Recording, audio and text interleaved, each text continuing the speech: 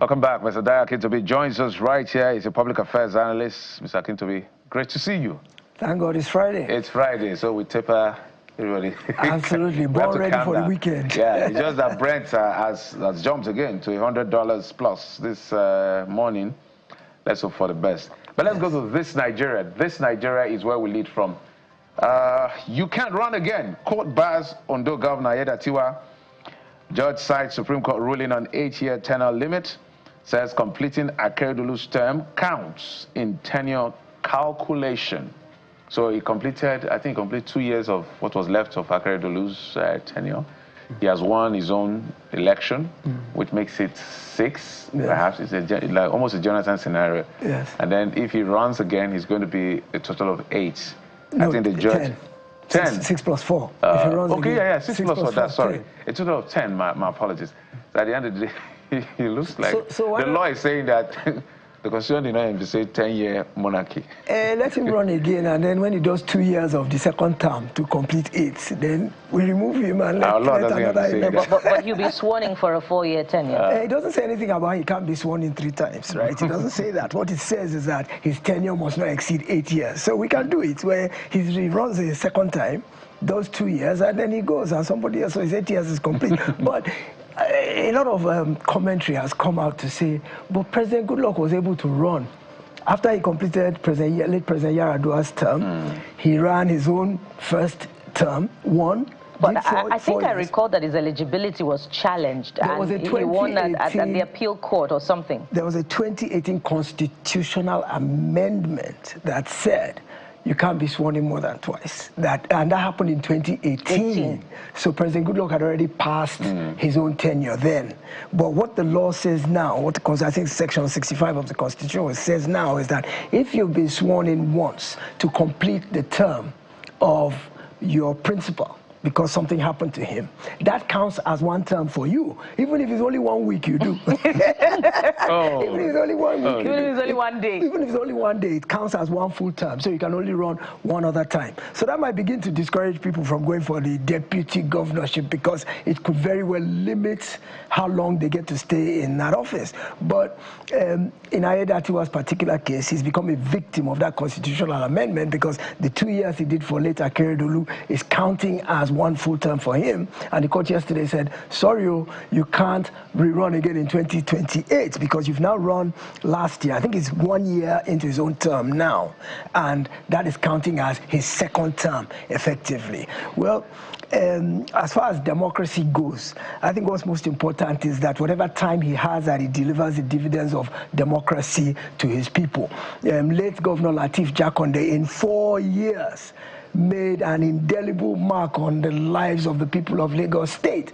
So that notion that you need 2 full terms, you need 8 years, you need uncountable number of months and days and years, it's a misnomer, really. Because if you're a performing person, you don't need beyond 1 term of 4 years to make a difference in the lives of your people. Yeah, for people who like Constitution, they could refer to, for the President, Section 137, I think for Governor, Section 182, that talks about all of the issues about being sworn into office and who is qualified and who is not qualified to run. And then for that amendment about oath of office.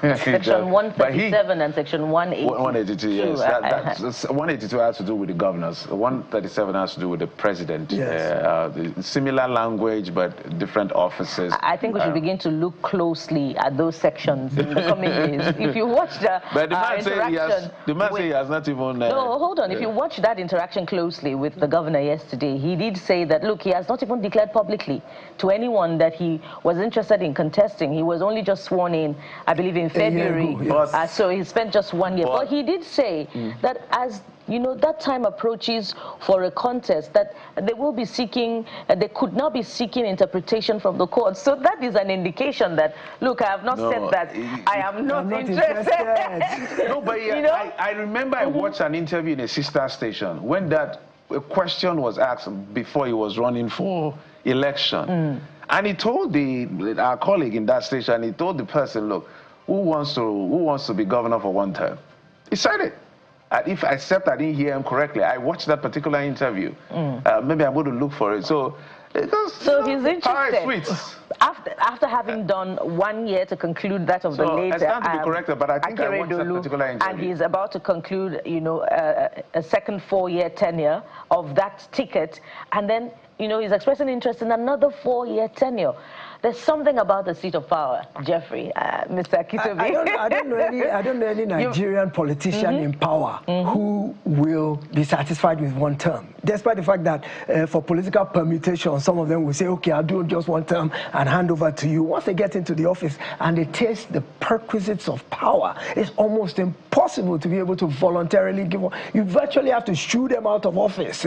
I mean, we've had situations where people even tried to get a 3rd term in this country. So how you imagine that somebody would do 1 and be willing to go and retire into oblivion? It's almost unheard of in these times, absolutely. So I don't doubt for a second that Governor Ayedatiwa has interest. Haven't you heard? I'm sorry, but I consider that statement absolutely responsible.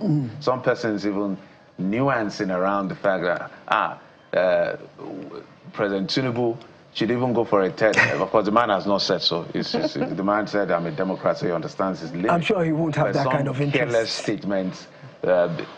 Anyway, Bukola, back to you. Let's manage our time. Let's milk. There are more stories to be milked this morning. And let's head to the Vanguard newspaper.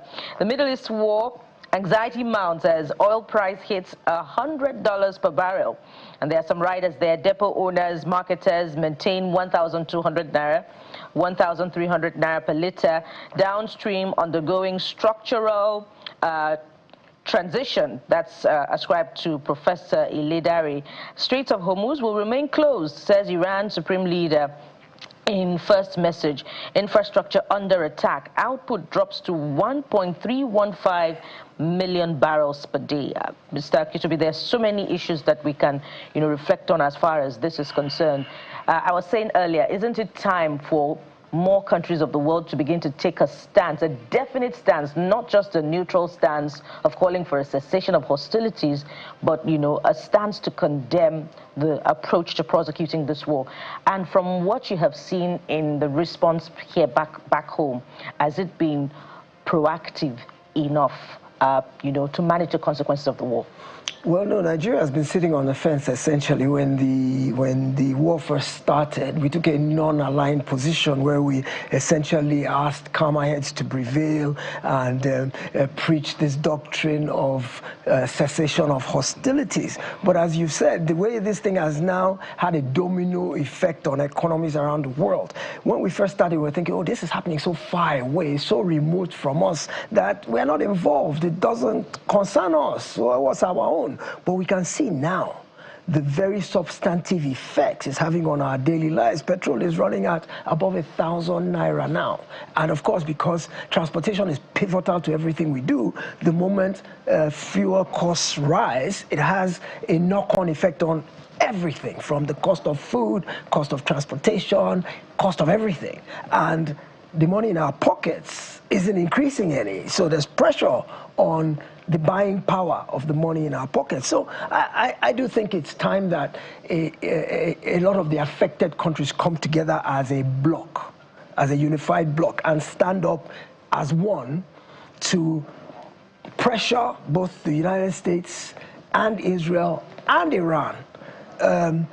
Just yesterday, they were talking about this Strait of Hormuz and the actual impact it has on global oil supplies and the fact that it is blocked. And the new Iranian leader, in his first public statement, said that critical seaway will remain closed as long as these hostilities continue.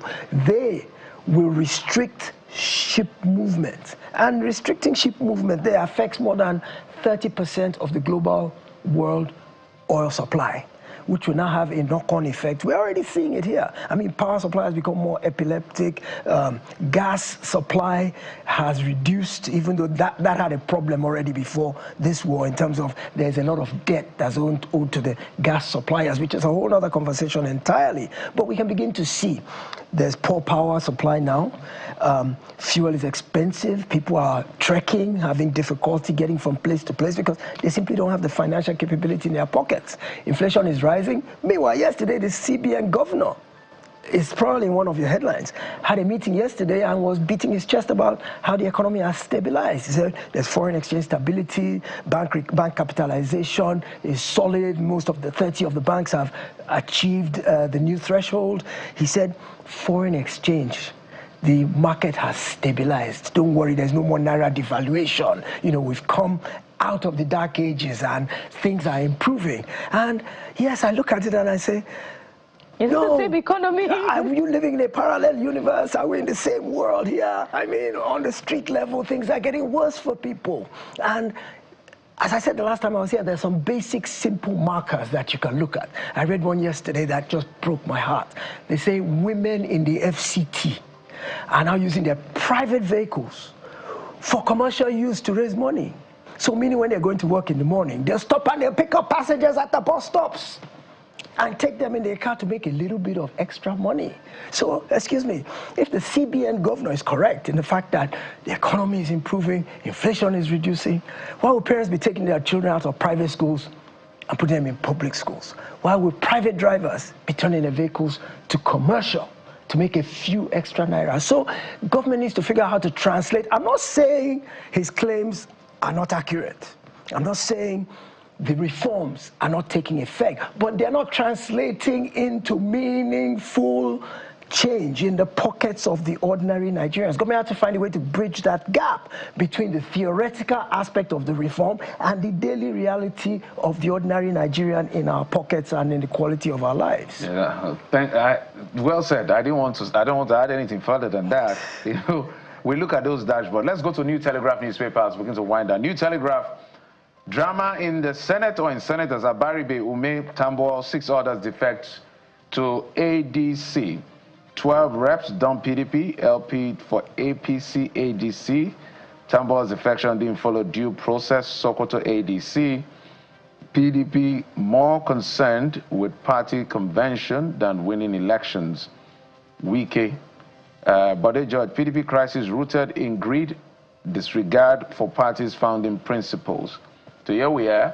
I was reading where I think, was it the Senate Majority Leader and some other persons were threatening to declare the seat of, I think, Senator Abaribe vacant because they say you're defecting from ABGA. ABGA, to the best of our knowledge, doesn't have issues like the other parties. So what exactly is the point here? Why are you defecting? I think in his defense, he's saying that he was expelled from the party, I think, last year. In 2025. So they gave him, I think, about the next sitting. 1 week to bring the letter that ABGA used of to expulsion. Yes. To show that has been expelled. So what do you make of this? Yes. Well, but at least ADC is getting some members now ADC is now the beautiful bride. Because PDP, everybody's PDP Governors Forum has 2 members. Yes, indeed. Yes. All of a sudden, there's a mad rush into ADC now. It's clearly the leading opposition party now. If you look, they've got, I think, 7 senators now, and I think 19 reps or so moved to ADC yesterday. What it just says simply is that the demise of the timing of the ADC is very good because they are gaining from the implosion of the PDP. The PDP is a sinking ship and the rats are all running away. And where are they going to go? They're looking for a comfortable place, at least where they can aspire to office.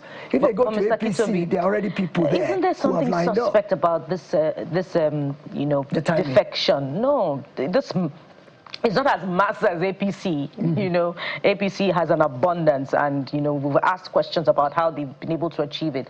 But this is unusual for the ADC. Do you smell a rat? No, I think that it's just a situation of typical Nigerian politicking where people are looking for where is the vehicle that can actualize my ambition.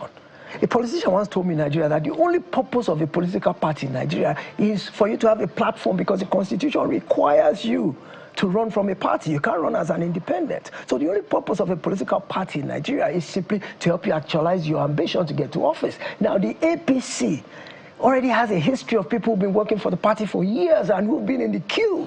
Let me ask that question in a different way. Out of time. Is the ADC learning something from Tinubu's approach to doing politics? Oh, without a doubt. We're totally out of time. Thank you so much for coming on the program. My pleasure always. For me, as long as they're not killing themselves. That's the rule of the game. Yes, as long as Nigerians stand together. They say the game is the game, but we must protect democracy. That's essential. Mr. Akintubi, public affairs analyst, thank you, sir, for coming on the program. My pleasure always. We'll take a break, and when we come back, we'll get to talk about the ADC, the opposition, and a politician, former Nollywood actor, now lawyer, politician, is joining us in just a moment. Stay with us.